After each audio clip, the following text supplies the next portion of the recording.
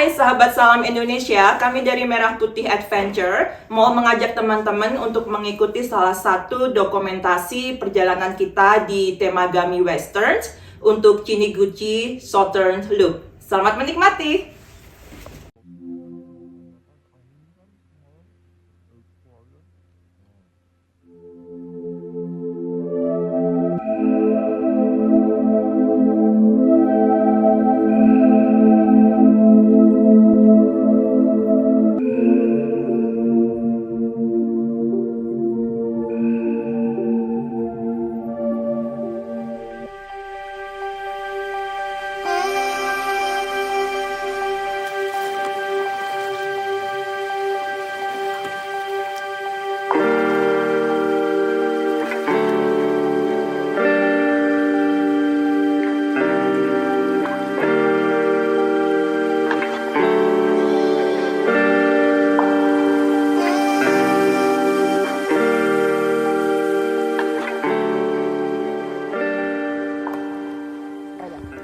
Nah, seru kan, sahabat Salam Indonesia?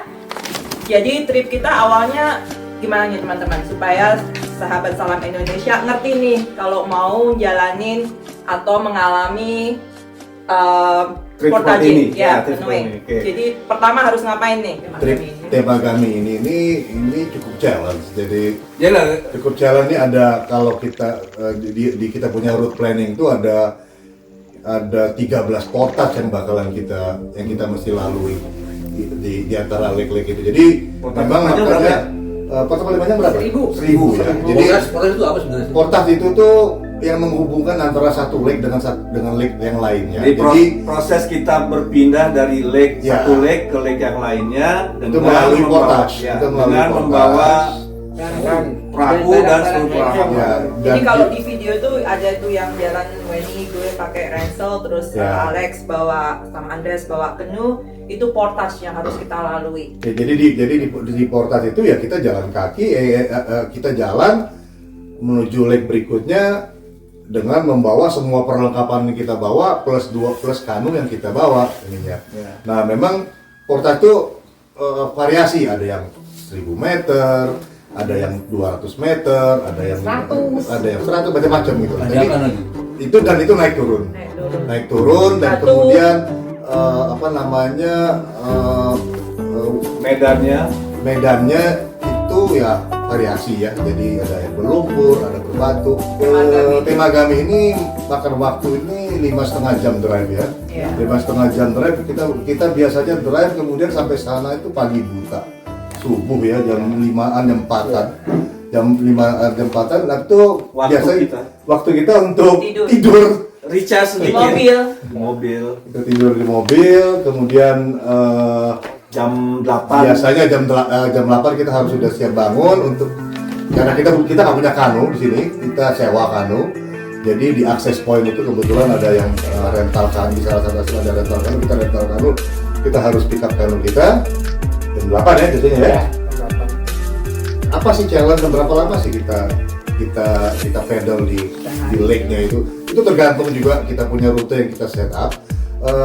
Biasanya ada kemungkinan kita akan pindah di satu hari itu kita akan pindah 3 atau 4 lake atau cuma 2 lake. Nah jadi ya itu tadi jarak tempuh di lake itu yang kita mesti pilih itu tergantung besar kecilnya lake-nya. Tapi ya kalau untuk ukuran pemula itu biasanya 1 kilometer paddling itu 3 kilometer itu 1 jam. Karena teman-temannya juga ya kita udah cukup lama ini ya, boleh dibilang kita udah advance lah, sudah advance up lah. Jadi kita cukup cepat untuk paddlingnya dan dan untuk pindah juga karena kan kalau banyak portages itu kan biasanya kita kan harus loading, unloading, itu kan makan waktu. Jadi itu kadang butuh waktu. Jadi kalau yang baru beginner ya jangan jauh-jauh lah. Iya, jangan terlalu banyak portage kayaknya. Ya, tapi emang di rute ini kita udah set bahwa berapa banyak lagi kita mau lalui selama 1 hari plus portage-nya itu udah set. itu bisa kita jalani dalam 1 hari gitu ya. Kemudian ya itulah makanya dibikin loop, makanya cukup panjang ya di sini ya, ini cukup panjang, ada 13 portage ya, lake-nya itu cukup banyak nih.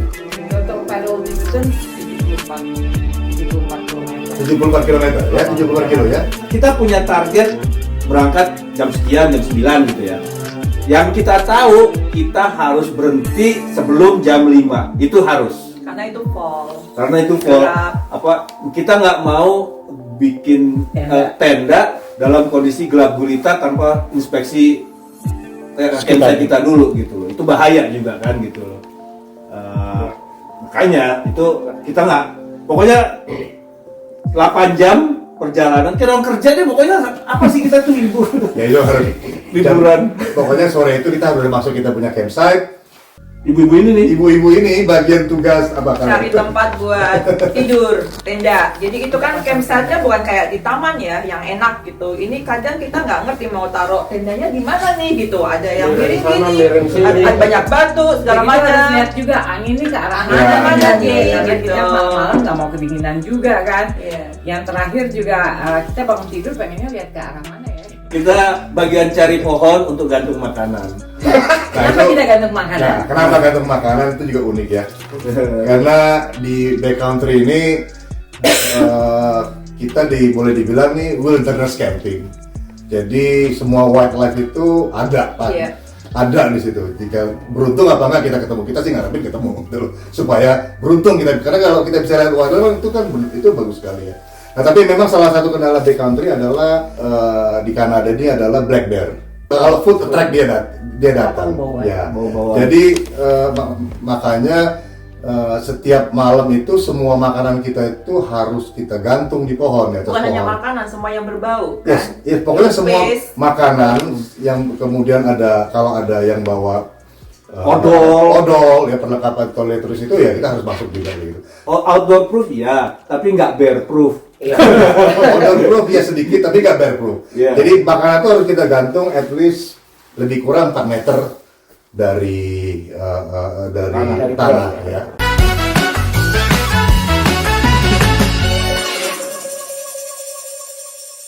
Nah ini uniknya, untuk gantung itu nggak gampang. Nah ini mereka berdua kan udah sekian tahun. Ada spesialis nih mereka nih. Iya, Ada 2 teknik ya? ada 2 teknik ya Kas ya. Kalau yang pertama Anda itu yang jago itu yang naik pohon pakai kursi.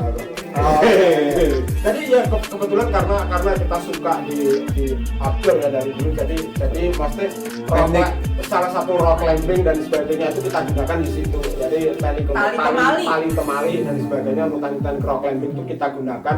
Kalau dalam kondisi memang pohon itu tidak bisa untuk kita naikin, jadi kita pakai tali, pakai prusik, sistem prusik ya.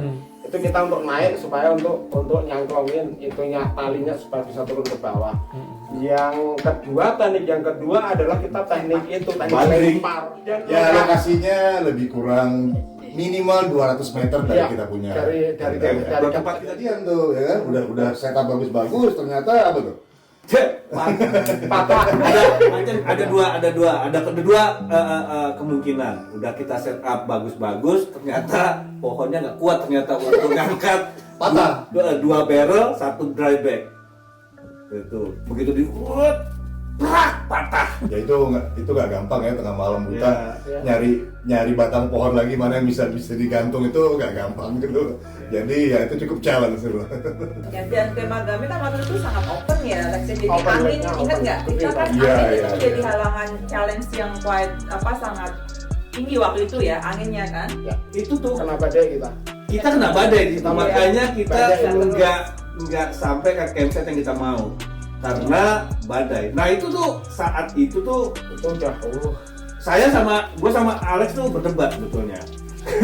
Gue bilang sama Alex, ngapain kita berhenti di sini? Itu udah masih kasih kelihatan kok. Terus Alex bilang apa? Dia bilang, lu gila kayak begitu. Ya, lu gila. Lu nggak lihat ada buih-buih Iya.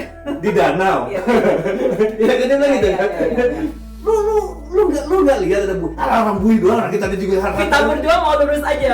Udah ngapain sih berhenti? Yuk kita lurus aja. Udah ini masih kuat nih. Masih kuat. ada beberapa Bodoh yang aku ingat dari Untungnya Alex. ada leader itu tuh. Yang Nah, aku ingat dari itu. Alex itu karena permasalahan gini.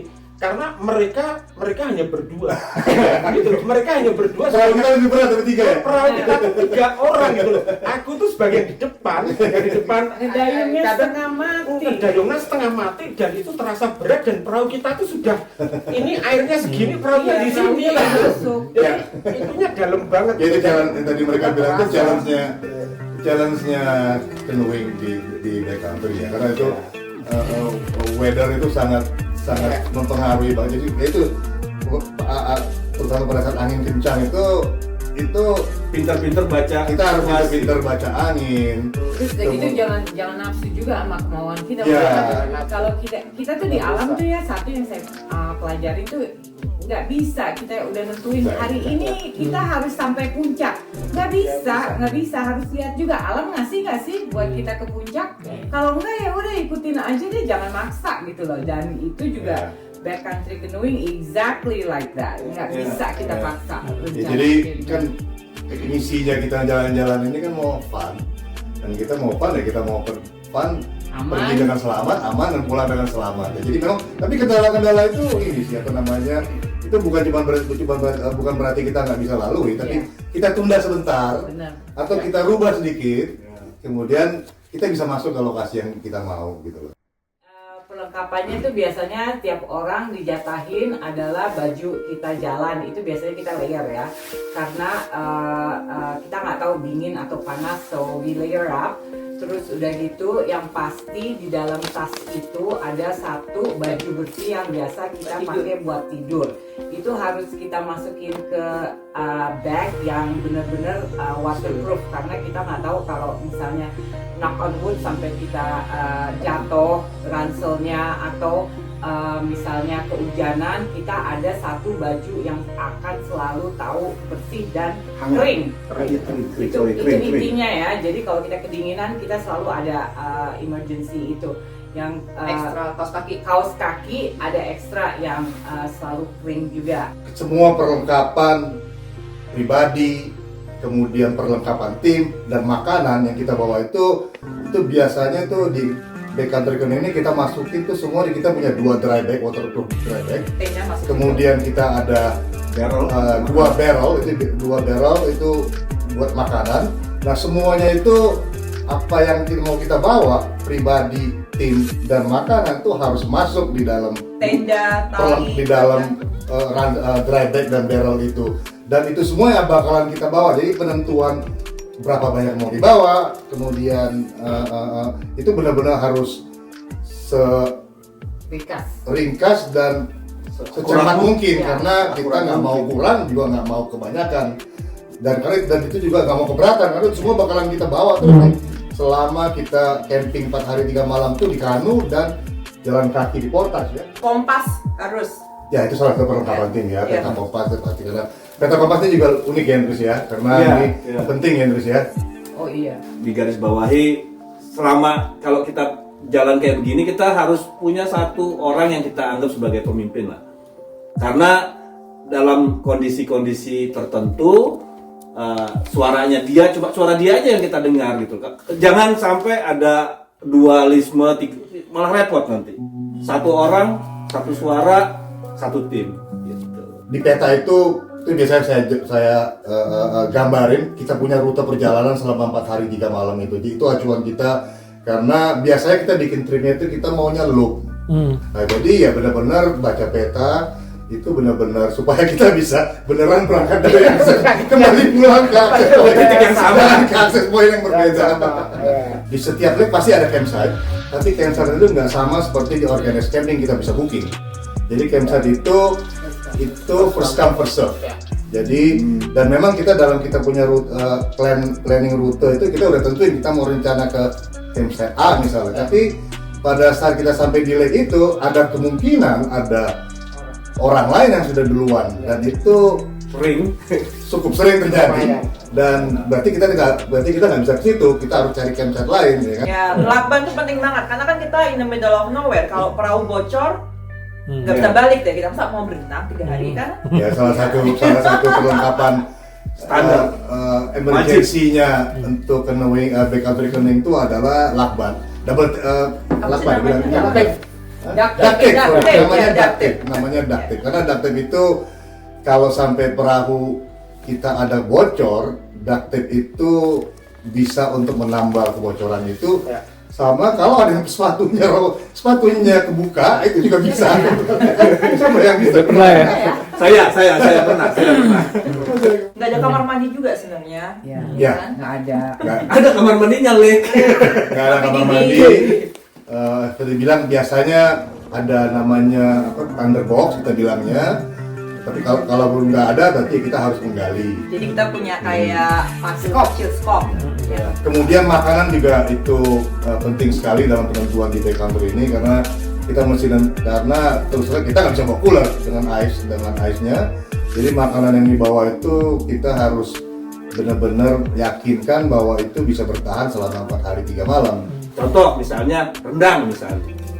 Rendang tuh bisa sampai 2 abad juga mungkin tuh nggak bisa dipakai gitu loh. Itu makanan seperti itulah, makanan yang bisa tahan lama selama 4 hari 3 malam. Tapi yang pasti harus bawa ekstra untuk emergency kan, in case, jadi selalu ada ekstra. Karena kadang kita nggak pernah tahu kalau rencana kita itu sesuai rencana, jadi harus selalu ada ekstra.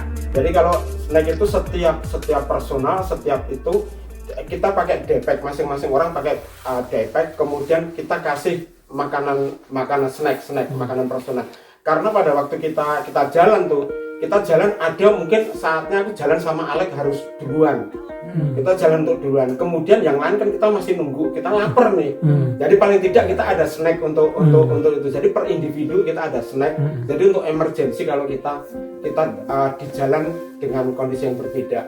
Ya jadi intinya makanan dan perlengkapan itu benar-benar key point ya. Jadi kita harus benar-benar perhitungkan supaya bisa kita bawa cukup untuk kita selama 4 hari 3 malam. Kita selalu putusin bahwa untuk air minum kita selalu harus direbus, masak, Di malam hari diboil biasanya, ya. ya. Jadi ya tapi memang ada istilahnya ada konsekuensinya karena kita harus masak, kita harus bawa ekstra propen, ekstra gas. Jadi kita perlu banyak dan itu ya cukup berat.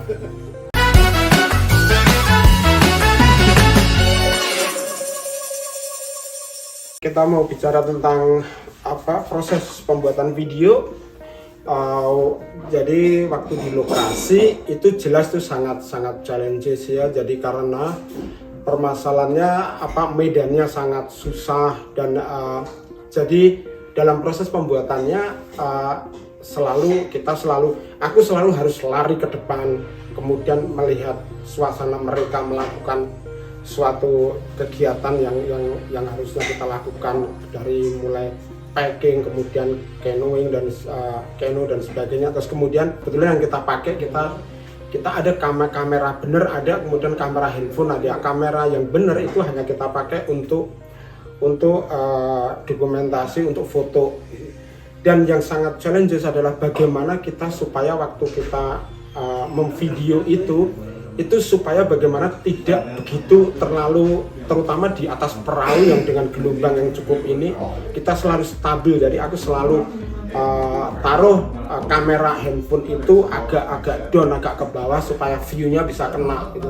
Jadi prosesnya kayak gitu, kemudian kita saling bergantian, kalau yang video aku, terus kemudian nanti Galus juga video, kalau nanti bisa cerita atau ambil foto. Jadi kita selalu supaya kita masing-masing semuanya tuh ada di scene itu. Yang paling utama adalah untuk prinsipku kalau ngambil video, aku tidak pernah nanya mereka atau minta mereka untuk supaya action dengan sesuatu. Jadi selalu aku pengen ngambil secara natural. Jadi apapun yang mereka lakukan, jadi aku akan ngambil momen-momen mana itu dilakukan, yang mereka lakukan. Mungkin kalau ada tambahan dari situ aja dulu. Tapi biasanya sebelum kita trip sih, Akas biasanya udah ngobrol sama gue gitu, mau ngambilnya modelnya kayak apa gitu kan. Lu nanti kamu bawa kamera ini, dia bawa kamera satu gitu kan, atau pakai HP-nya siapa gitu. Jadi udah dibagi, karena kan kita ada 2 perahu di area situ kan. Dan karena tergantung alam juga, biasanya kalau alamnya berat itu masing-masing bawa satu. Jadi karena diriku biasanya selalu di belakang nih sama Andreas, dia di depan. Itu kita gantian ya Mas ya. Kadang karena kita ada biasanya tuh Akas, Weni, Alex itu satu kelompok, gue sama Andreas. Jadi kadang siapa yang sampai duluan udah taruh barangnya, dia balik untuk grup yang satunya terus ngambil video atau foto. Jadi itu udah connect aja ya Mas ya. Jadi kadang kalau Mas Akas lagi capek, dia nggak mau ambil foto, jadi harus inisiatif ngambil foto gitu kan. Atau diriku terus Akas. Jadi kayak gitu. Nah yang Temagami itu juga gitu ya Mas ya. Kita itu mostly pakai HP, pakai kamera juga punyanya Mas Akas. Terus kamera gue juga, terus ada 2 HP. Cuma waktu Temagami kita pingin nyoba pakai video, karena biasanya kita itu semuanya foto ya. Nah di Temagami yang trip ini Akas udah ngomongin ide, lu aku pingin coba kita pakai pakai handphone aja tapi mau video, terus dia bawa kamera yang ada videonya juga. Jadi sebenarnya kalau itu tentang video lah, tapi kalau dokumentasi itu sebenarnya sudah sejak trip awal, pertama iya. Kita menggunakan video itu bisa dibilang jujur aja bahwa kamera digitalku itu sampai habis. Total habis juga udah habis, sudah rusak. Sudah habis, nggak bisa dipakai gitu karena itunya formatnya udah benar-benar habis sampai habis. Memang sampai segitu, dan untung kebetulan aja kita sampai bisa bagaimana caranya kita berdiri di kano, waktu kano tuh ada di itu, berdiri di kano tanpa jatuh. Sampai sekarang aku bersyukur bahwa kita masih bisa melakukan itu dengan balancing begitu. Jadi teknikku adalah bagaimana kita mengikuti ombak. Jadi kalau ombaknya begini, kita ikutin aja gitu. Jadi jangan melawan, karena kalau melawan pasti akan balance-nya hilang dan jatuh gitu. Jadi kita ngikutin, tekniknya di begitu. Kemudian terus apa lagi ya? Kalau lagi portage itu ya itu harus lari-lari ya. Lari, Jadi kalau biasanya lari. kan kayak diriku sama Weni, kita yang bawa ransel gitu. Jadi biasanya jalan kita lebih cepat. Jadi kita udah sampai ke next stop, itu kita harus lari. Misalnya gue karena ambil foto, dia udah bilang, lu itu kamera lu bawa aja gini-gini. Jadi tergantung situasi lah. Tapi harus standby terus ya untuk catch the moment gitu ya.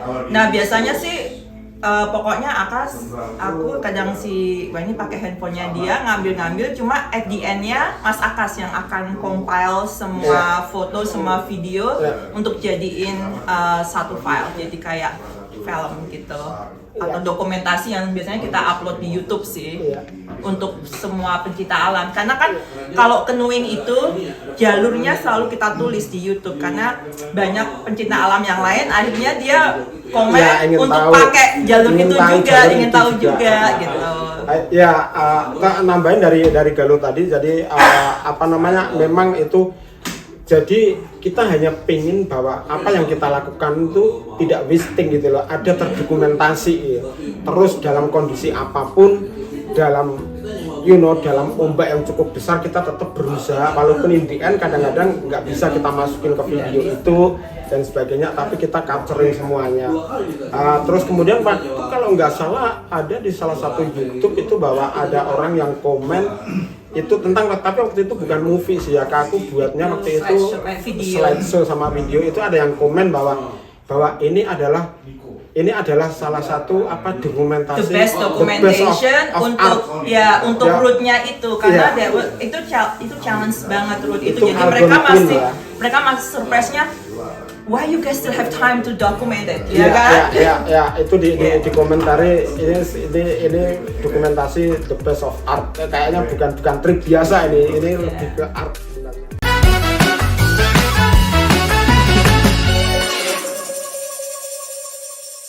Kenapa kita ingin balik lagi kemudian ingin karena I don't know, aku hanya feel kayak ada magical gitu loh di itu Di alam. di alam itu, karena itu tidak aku temuin waktu sekitar di daerah Camping gitu, biasa, di ya? camping biasa gitu loh.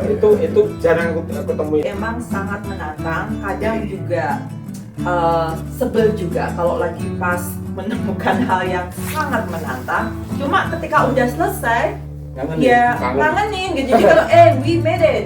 Kalau setiap kali gue keliling itu buat gue bilang it's a balance check of my sanity. Jadi ini waktunya gue recharge karena selama 11 bulan 12 bulan gue untuk orang lain share menginin waktu gue untuk orang lain. Nah ini nih 4 hari 3 malam ini waktu untuk diri gue sendiri gitu loh. Terima kasih sahabat Salam Indonesia telah menyaksikan salah satu video kami.